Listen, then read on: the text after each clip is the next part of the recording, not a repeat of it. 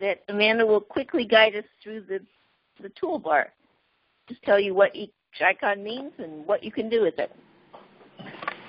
Sure. At the top, you guys will see, for those of you who have not used Free Conference Call before, it's free, being mindful of budget dollars. So at the top, though, if you're online on your computer, you'll see a little button that has a little speech bubble.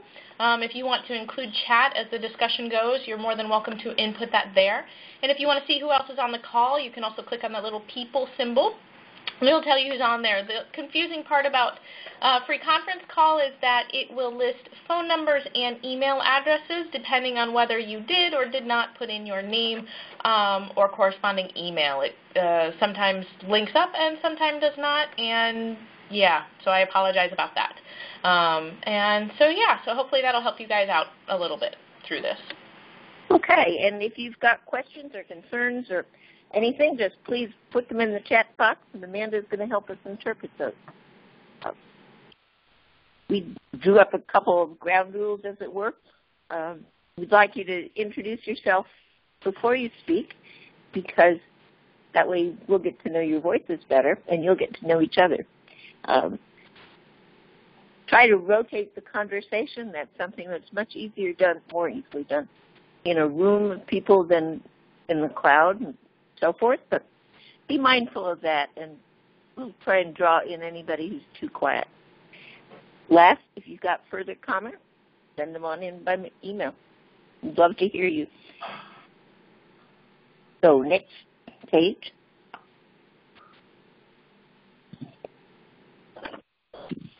Okay, what we plan to do today, we've been wordsmithing away. We had a very vigorous conversation yesterday with the indicator people.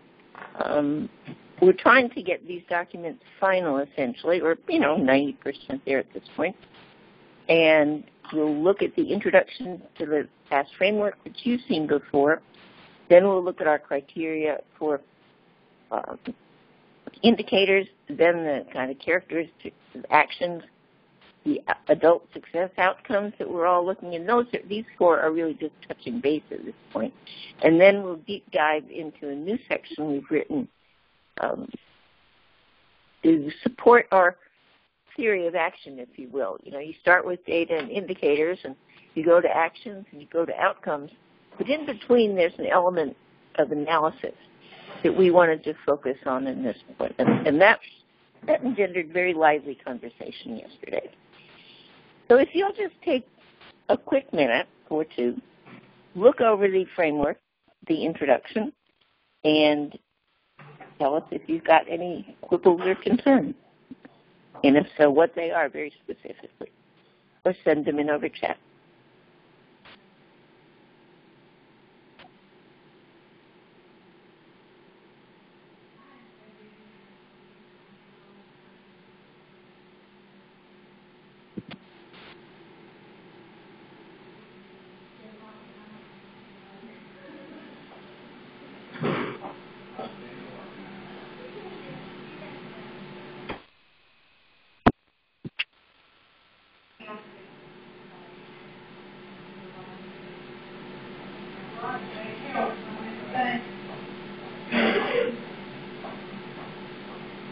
If I were to summarize, I think the key paragraph is the vision, which we have not changed.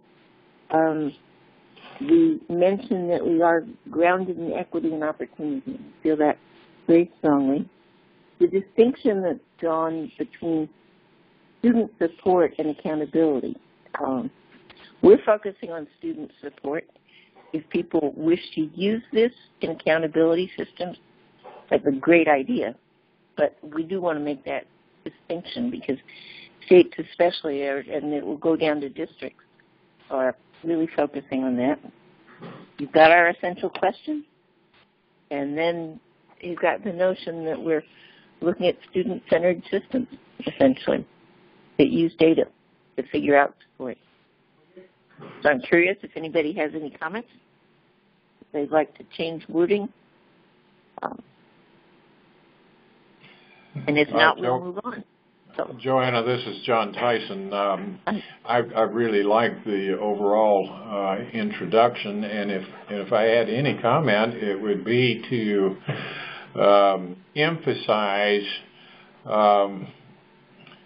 what we're trying to do, as opposed to being not directly related to federal, state, or district accountability standards. The accountability standards sometimes get in the way of this kind of work, where in many instances, there's no right or wrong answer, and you know, to the extent that you're trying to use these answers as accountability criteria, you're messing up the system, if you will. Messing up is a technical term, don't y'all understand? Yes. All right, Highly good. technical. We appreciate it. Yes. Thanks. All right. Okay. Any more But I like it otherwise. Can I? Great. Okay. So this is Carla at Portland Public Schools. And this is just a comment. I really like the vision and the introduction, just in terms of independent of gender, race, ethnicity, or socioeconomic, language, or disability status. Seems like it could be missing religion, and especially given our current climate around different religions, that would be important to include. And then the other one that I'm not seeing is LGBTQ or gender, sexual or gender identity. So those are just two missing pieces that I noticed. Otherwise, it looks great. Okay, great. And thank you very much for reminding us of that. Anybody else? Okay, well, you'll get a later version when we all get together in March. And if you're not there in March, you'll get it over email. Everybody will get it over email, in fact. So should we move on to the next page?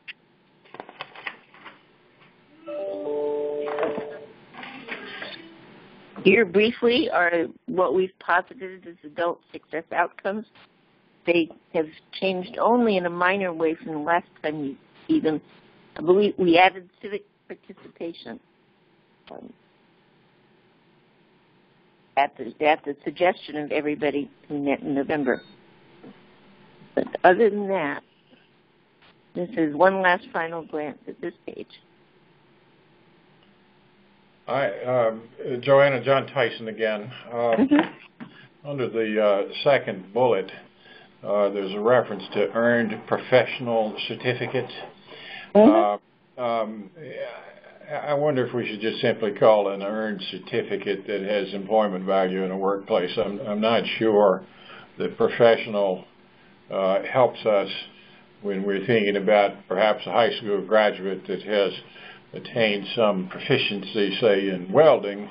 I'm not sure I'd call that a professional certificate, but necessarily important to getting a job. That is, after all, what we're trying to do with the competencies on graduation from high school, I think. Yesterday there was some vigorous debate precisely around, did we mean certificate or credential? There was less emphasis on professional, and I think I would argue that welding is a good profession. Absolutely. The solution we came up with in yesterday's group was to say certificate/credential. People get what? What? I said that to come up with certificate/credential. Oh, okay. Because there are some distinctions between the two. And then the main point that we wanted to get across is that it has labor market value in a worthwhile occupation, basically. And this is the case if you do have, fine details. You got just zap me an email from Charlene at Ann, and we will take it into account. Okay, let's move on. This is Jen in Massachusetts. On this one, I appreciate that. This is Jen in Massachusetts. I appreciate that we have civic participation on this one. Oh, good. Yeah, I think most of the people in November called it civic engagement, but for various reasons we thought participation might be a little stronger. Sure. And if you all think of other things that are missing, you've got several months to send them in and talk about them in March.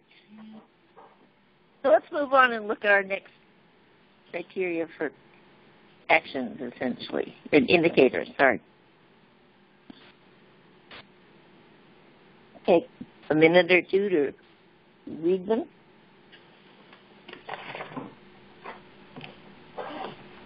This has not changed in intent from what you've seen previously. There are some slightly different wordings here and there, so you may want to read it carefully.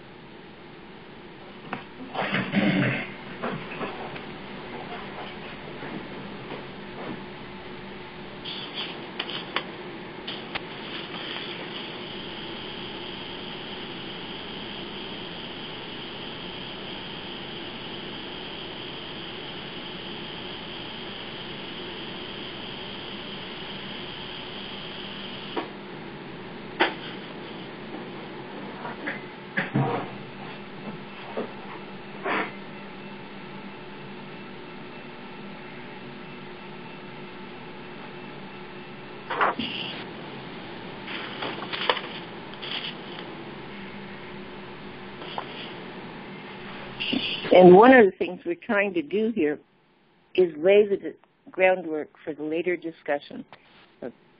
Should we be adding some new indicators as we move into college and career readiness to accomplish our vision?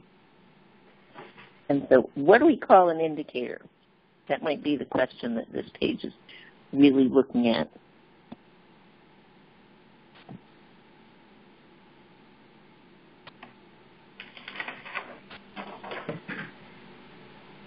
Any thoughts? I'm sure you have thoughts. I meant comments.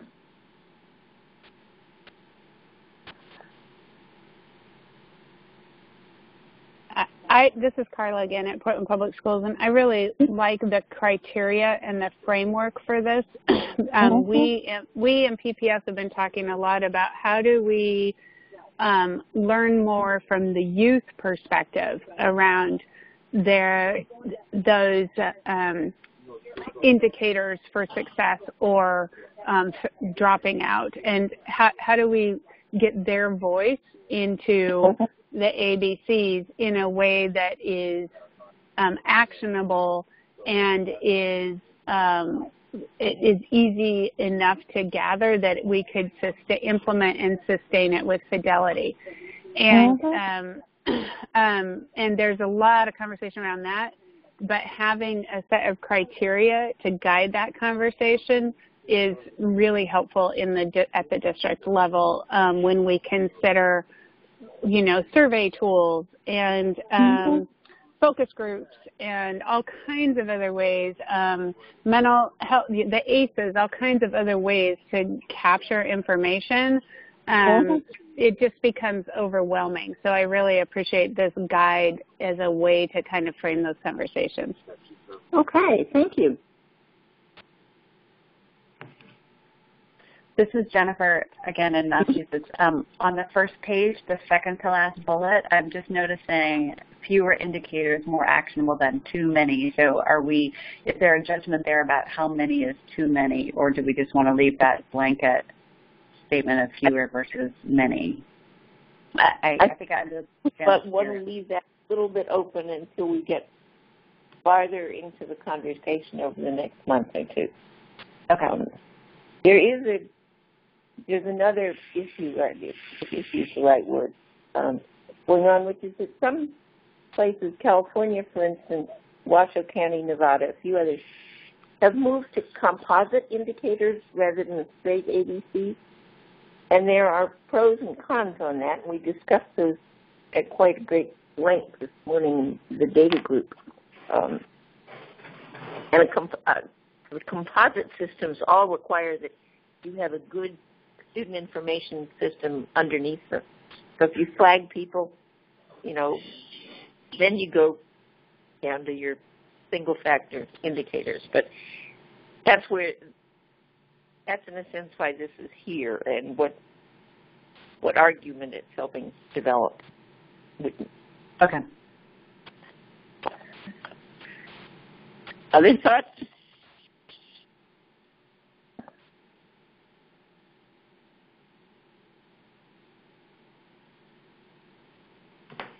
Okay, we'll move on, and as I said, email in any questions that you've got or further comments. We'd love to have them. Okay, now we're getting to actions.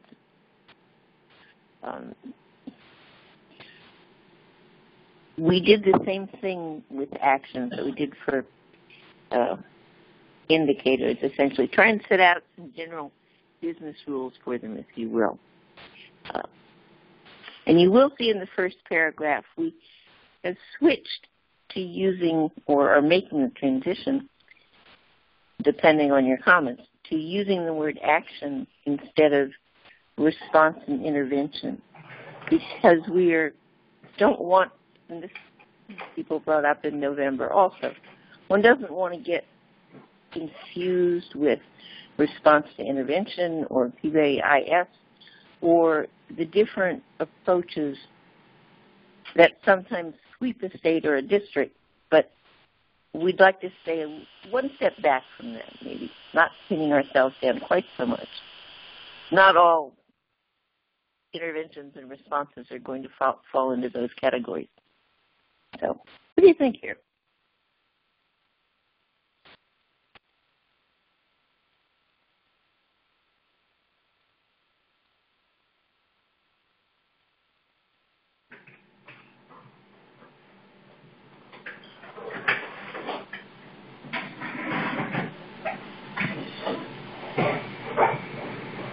I want to make sure I'm looking at the right document. This is the analysis criteria that you're referencing now? No, this is the one just before that, criteria for action. Oh, I didn't get that one. Okay.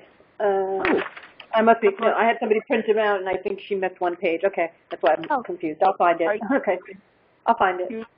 On the screen, it's currently up on the screen. Oh, I didn't log in that way. Yeah. If that works. I'm working the analog way. I would not, unfortunately, none of that stuff was put in my calendar. So let me see what I can figure out. I'll catch up. I'll catch up. Okay. This is not. It has not really changed in intent since you saw it a few months ago. Some of the wording may have changed. So this is Carla again. Sorry to keep pitching in there.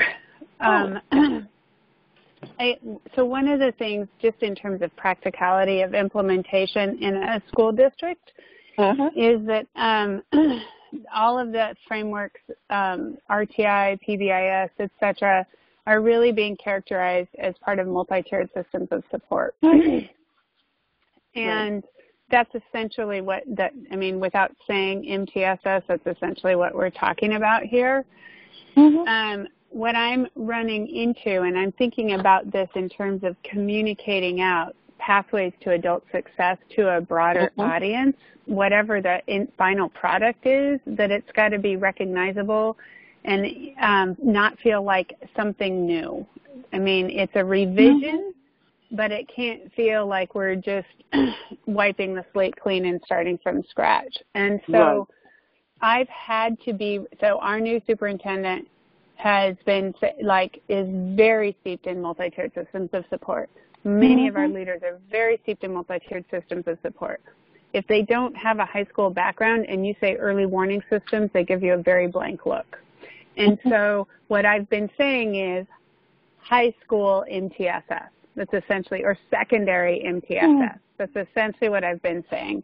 And so I think I understand the intent, but the languaging itself matters in terms of getting folks to embrace the work of pathways to adult success. And so I wonder if there's some place in here to say, for the purposes, unless MTSS is a trademarked language itself, I don't see why we couldn't say, for the purposes of the PAS framework, an intervention is an action focused on an individual, and then somewhere in parentheses say, or an MTSS Tier 3, right? And a response is really what you're saying is Tier 1 or Tier 2. Because I'm finding that people are having a very hard time crosswalking the language to other frameworks, even when the intent is exactly the same, even when the system is exactly the same. And the result of that is they're saying, well, we already have somebody focusing on MTSS in the behavior under PBIS, and their title is MTSS, and they're a K-8 person, so we don't need an early response system. So because they're and yet all of the actions associated with that MTSS really are early response. But now they're saying we don't need an early response system because that really is MTSS. Yeah. So I just and there are elements of what they've got at the K-8 level, but they're not using credit data so we're trying to create a K-12 framework, and MTSS, for better or worse, is the most recognizable way to say K-12. So that's just what I'm finding, and I had to kind of give up the battle on early response system, even though that's in my title. That's my job title, and really move to what we're talking about here is a multi-tiered system of support, that using the data to identify the appropriate actions is an early response system. So it's the same thing, but the language matters, and I'll give up at that point. That's a great point. I will tell you one of the reasons we went this direction is also that one state we were working with did not like the use of the word tier and got extremely upset. I mean, there are state-specific approaches. There are also district-specific. What has become habitual. And so you're just suggesting to me that it would be good if we wrote a little section about language and interpreting it. That maybe each district or state needs their own interpreter. We use certain words because we're trying to be general. But you're right. We don't want to confuse people. We don't want to make it seem that we're changing directions, but instead that we're all swimming in the same lane towards the same goal. Just we say it differently. More comments. I just lost my screen.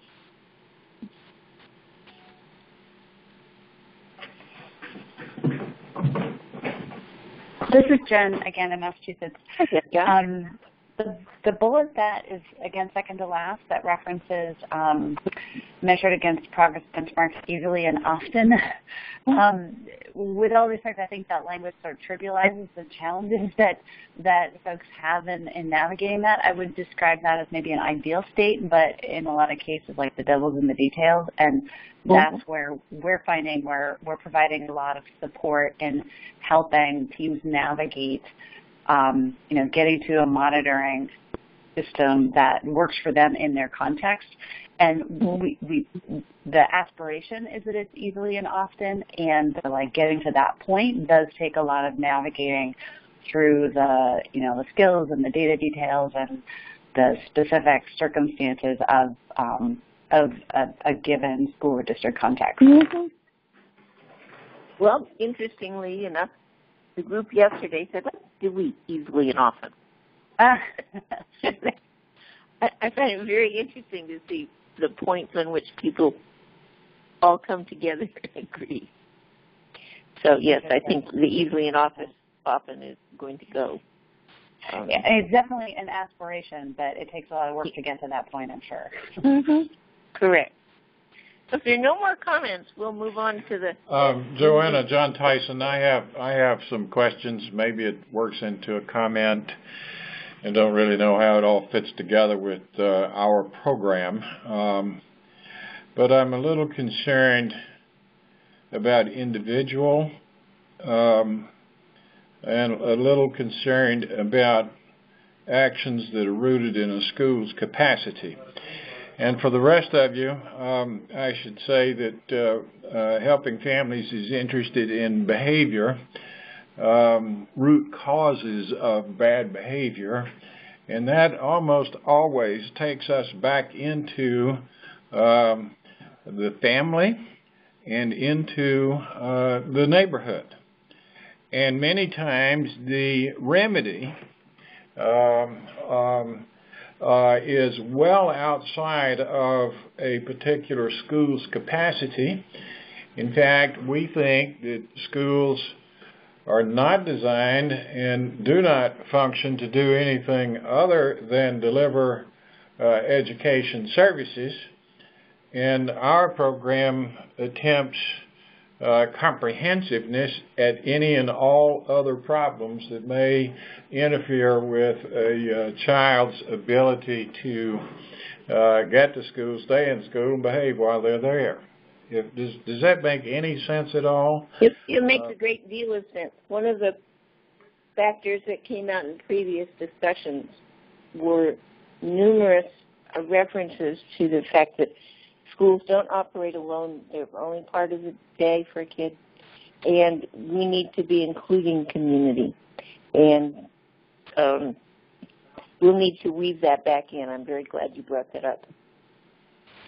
Well, we do, in effect, case manage things for individuals, but it always very quickly goes from the individual to the context of that individual, that K-12 student, in terms of family and in terms of neighborhood. And there are just so many problems that these kids have that if we ask schools to organize to solve all those problems, there's not enough money in this world to do that. We have to take advantage of existing community resources. Okay, we'll make sure to put that in. And okay. That's the point well taken, and really appreciate that you reminded us that we might have left it out. So let's move on to the new section. The analysis section, which we've added recently. And I hope you all received this over email so that you had time to digest it first before our discussion. One of the themes, just to give you a heads up, that people did bring up yesterday is precisely the issue John just raised, that we have to be looking at things beyond the student level. We need to look at all the different levels, and we do that from different perspectives. And so there was considerable discussion about where we might reword and introduce new ideas. And as you know, this was the first draft you've all seen of this. So, and if you think how many other drafts the other pieces have gone through, this one will have some more work done. And we love your comments on it. They'll be helpful.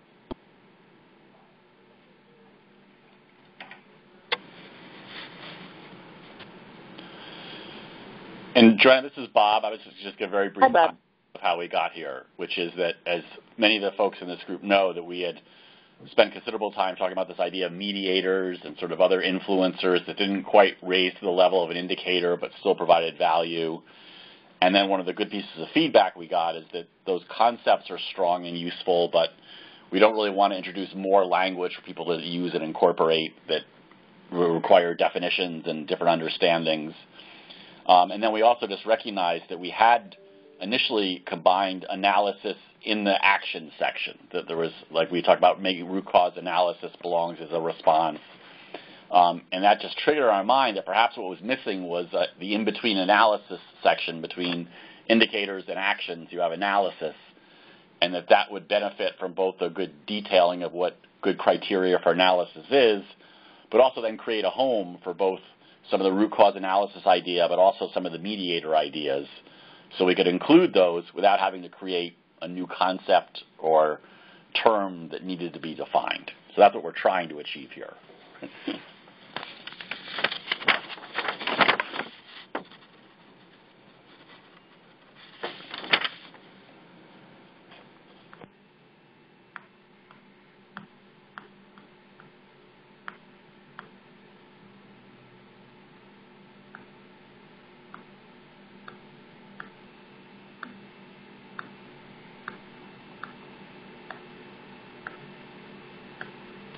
I would say it's also something that addresses something that Carla has raised, which is how do we make all of this usable by schools and districts?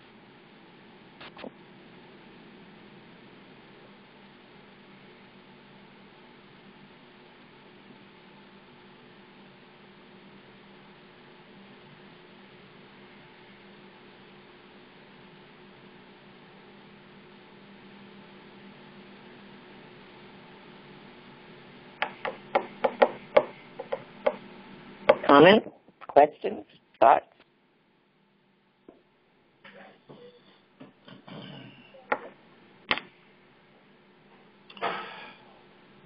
Joanne, at the risk of talking too much, this is Tyson again. In the last bullet on the first page, it references convening a team. That, of course, is what we do with special ed students, and interestingly enough, that's what we do with the Helping Families initiative. But we do it again outside of the school, and we do it with resources outside of the school. And I'm a little worried as a practical matter when we're suggesting teams within the school system that we get some pushback on the question of the cost of the team, and who pays for that, or who has time to serve on such a team. At least that's some of the pushback that we've had in Alabama just about special ed in particular. That is, it's a very expensive proposition, and arguably we're chronically impoverished, so we have some tension there. And I wonder if y'all had any discussion about that kind of an issue as you were putting this together. Well, the concept of teams within a school has been pretty fundamental to our approach to school improvement for many years. Yes. And it was pretty fundamental in that effort we undertook in Alabama for 3 years where we met you. It goes to the concept of taking things out, putting all the responsibility on an individual, and making these things operational so that people get a whole picture of the whole school. The place it does impact is definitely in scheduling. How are you going to schedule people so that they have adults, so that they have time to talk together, even once every 2 weeks? There are various solutions, I would say, that school improvement folks have come up with, quite different ways of doing it. But it is a point well taken that there is a constraint on this, which is essentially people's time. Well, and don't misunderstand me. I love the idea of teams, and I think the collective wisdom of a team has a better chance than any individual effort. But there's a practical issue here in my mind. I don't want to overstate it, but that's just my thought about it. No, I'm glad you brought that up. Now, I heard somebody else. Yeah, this is the other person who's talking. This is Carla Gay, but I want to make sure that I leave space if other people have responses first before I pitch in here. Okay. Well, here is Sarah. We haven't heard from you. Would you like to comment? Yeah, it's funny. I was just thinking. I did. I guess my question is, as a group that's implemented it here historically in Philadelphia, one of the challenges, as I was hearing earlier stated, is the idea of how to make time in the school schedule so you can have these teams actually convene. And over time, that was one of the things that really fell away. And more often than not, schools were really relying on social service agencies that could come in and do the work for them rather than do the work as part of the team. So example being, instead of it being systems level and school cultural shift, it became more of a model where a provider would come into the school and work with the so-called kids one-on-one. And for many schools, that's an intervention that they prefer because they just don't have time and they can make it somebody else's work. So what I'm wondering here with these potential steps is the tension between what the ideal model is for greater impact against the way people end up creating workarounds. And I just don't know how to design something that recognizes that tension and what's a must versus a good to have.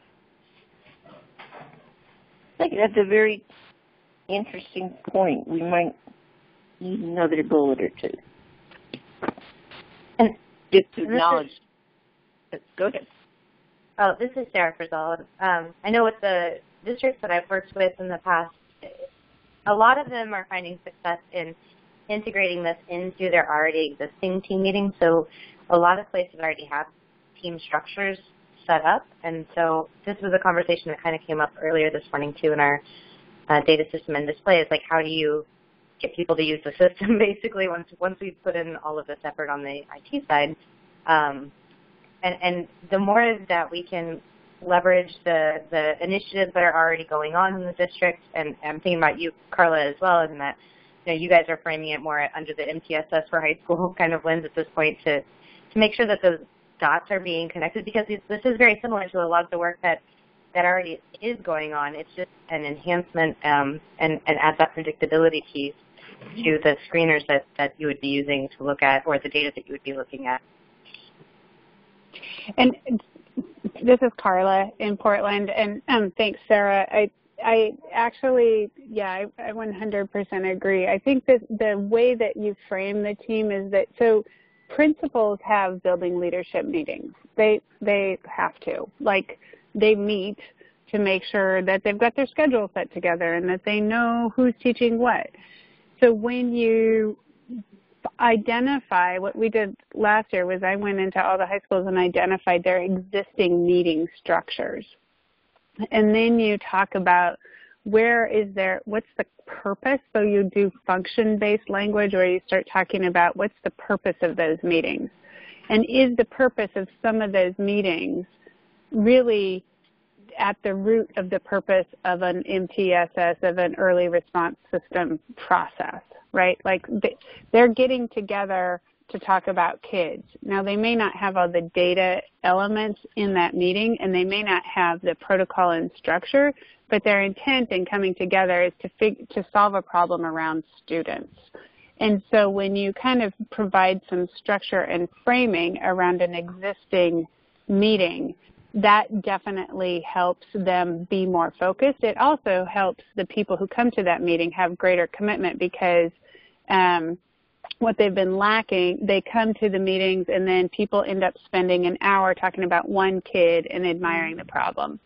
When there's a structure and a protocol and a framework with some, like, we're looking at this data, we're talking about this set of kids for this particular purpose, and we have this amount of time, it really helps folks focus, and then they feel more engaged because it's a productive use of their time. So it's an iterative process, and it definitely requires a strong facilitator. We created a document last year where we basically described the function of each meet of a team at each tier in a building. And we described who should be on that team, what their purpose should be, what data they should be looking at, and what their outcomes should be.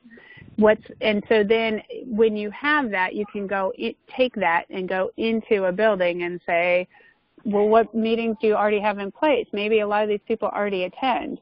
It also puts more of the responsibility to have the administrator function in the role as the leader of the school, or a vice principal, but the leader taking responsibility for how this all comes together around decisions. But I will say leveraging existing teams and putting some structure in place would be two sort of sub-points around convene a team.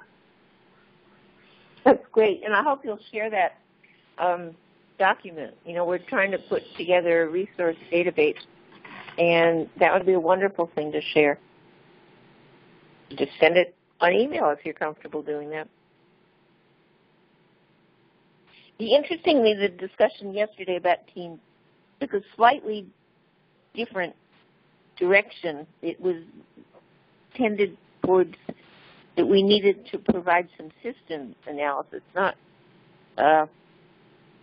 focus quite so, or in addition, focus beyond root cause analysis for what is causing one student or a group of students to behave in a certain way.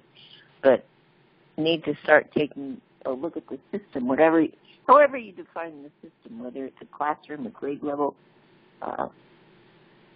Well, and I think that's when you have a whole, I do think that when you have a protocol, then it allows you to look at the system. For example, if you have the right data and you've got the team, and this team is coming together to look at individual kids, and they realize that in looking at individual kids, you've got so many kids who are in this classroom or in this school or in this grade band who are not being successful because they're struggling in math, for example.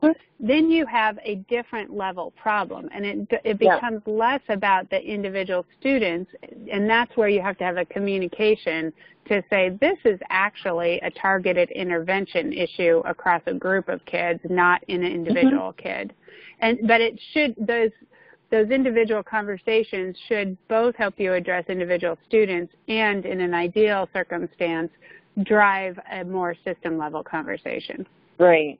And when I've worked with schools, that helping people make that initial transition to looking at patterns and trends. You know, if you've got 50 kids, just as you say, failing math, it's not on each child's shoulders necessarily. Maybe it's how you're teaching math. It's a very interesting discussion. It takes a while to get into, in my experience. This is Jen. I have Go ahead. This is Jen again in Massachusetts. I have two comments that I think could pull in here, but maybe speak to something broader. It strikes me that some of the examples, while really helpful in clarifying, are also, it looks really like a sort of deficit perspective. What we try and do when we're talking with users of our early warning indicator system is really think about the student's data from both a strength and deficit perspective, where they're using strengths to address some deficits. So I'm not sure that really comes across so much. Another piece that we try and really sort of encourage throughout is the idea of using data to deepen adults' relationships with students. And then they can, for example, on like the one of the bullets down below about helpful for an adult with a positive relationship to talk to a student, you know, if they're constantly sort of pulling the data to deepen that relationship, then there may be like a deeper bench of students or of adults who have those deep relationships. So to the extent that can maybe color this in general versus like modify a particular bullet, I think would sort of deepen the idea of like a wraparound data / relationship perspective with students. And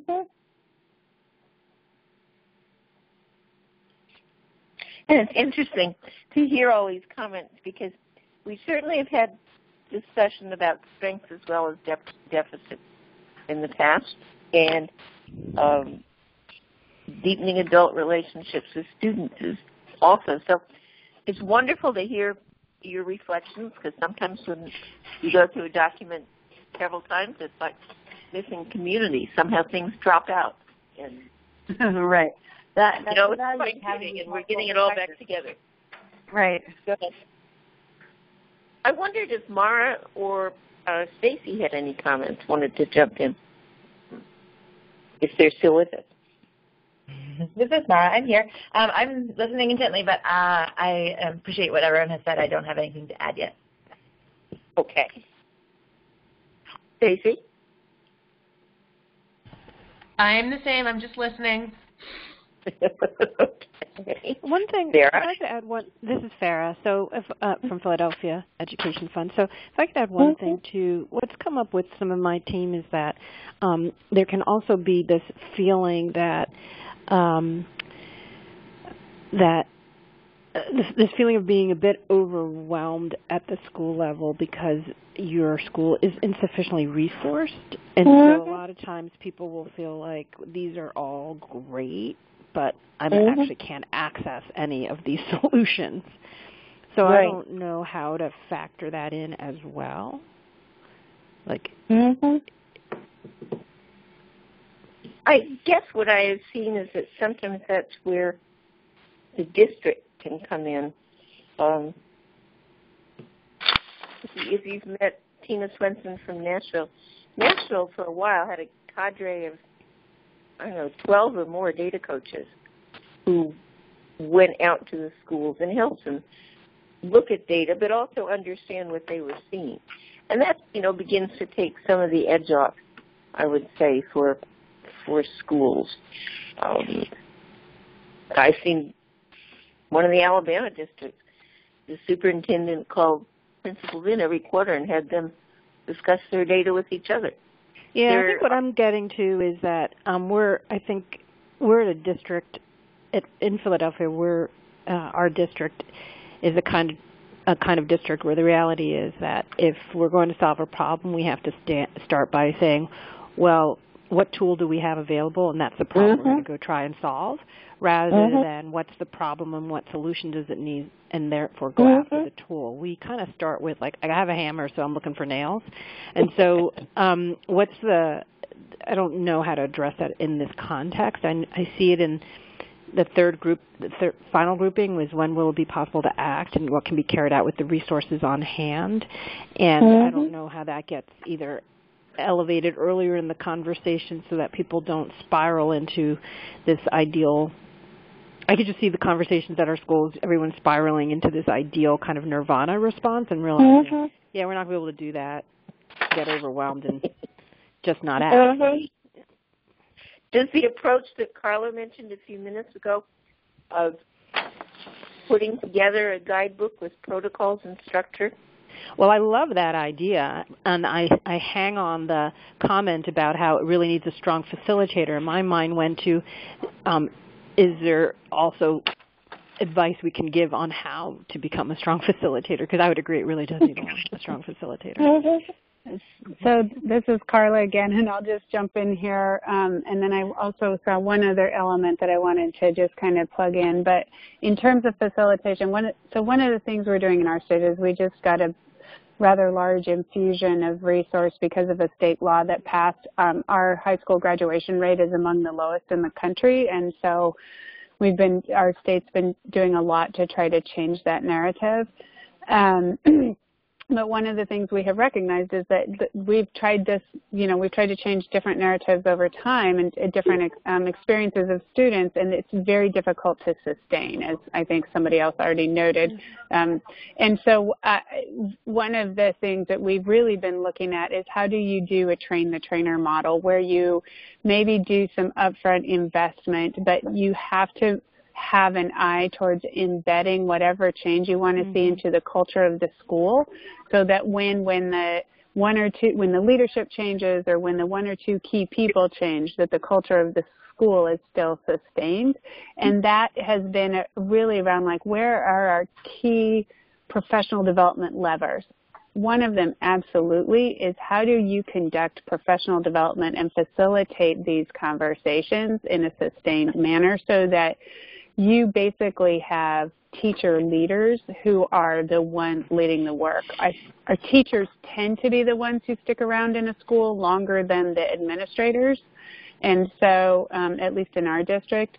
And so we've been talking about, do we have enough money, even if we can get them to stay after school twice a month for an hour and a half, can we identify in teams of 2 or 3 people, can we identify one person that we would pay, in addition to extended hours, like an extended responsibility of, so it's not the same as FTE. You're not paying for additional FTE, but you are paying for a little bit more. And then you're investing really in the professional development centrally. So then either that comes from state funds or a district pool of resources, so that then you're doing some sustained professional development that's targeted in having leaders in the buildings that are not necessarily the administrators. And that's where you can start to see the leadership, the instructional leadership, take responsibility for looking at the attendance, behavior, and course performance in order to figure out, gosh, is this a classroom issue? Is this a grade band issue? Is this an issue where we disaggregate the data by race or by special ed and really dive deep into particular student populations that we're not serving well or that we are serving well?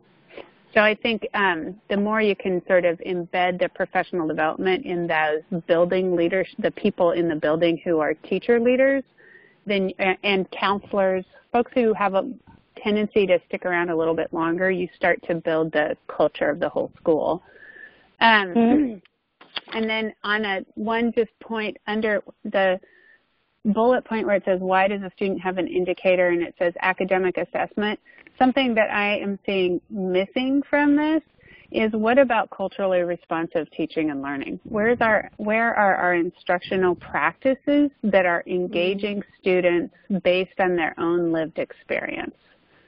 So that somehow one of the things that we're doing with our grade level teams in our high schools is saying, when you look at attendance, when you look at discipline, when you look at course performance, when you look at all three of those items together, what does that tell you about what's happening in the classroom? We know that classroom instruction can't mitigate for a highly mobile student or a student who's got chaos outside of school. Well, it can't solve it, but there's certainly some element of being able to mitigate for it if the student feels safe and welcome and warm and seen in the classroom. And so that's culturally responsive practices. And so I just don't see that. It's really like, is the student failing a course? Well, why are they failing the course? Are they, what are the practices that could instructionally that could help that student be more engaged in school? So that's, I think that we need to explicitly call out culturally responsive practices, both instructionally and socially emotionally, that better engage our students. Thank you very much. That's a point that the other group yesterday brought up. I think it was in a slightly different section, but it was essentially the point that you have to modify what adults are doing. It's not only the student who's responsible, which is a slightly different take on it. In the language, it was a different section in the earlier regions, but it is still a very good point that we have to look at what are we doing so we can do better by them. And with that, unless we've run over our time a little bit, unless anybody has more comments and would like to stay on, I really wanted to thank you for an extremely interesting conversation, very helpful and observant, and we're hoping to see you all in March. Great, thank you. So give yourselves a big clap. Thank you. Thanks so much. Bye-bye. Okay, take care, everybody. Thank you. Bye. Bye. See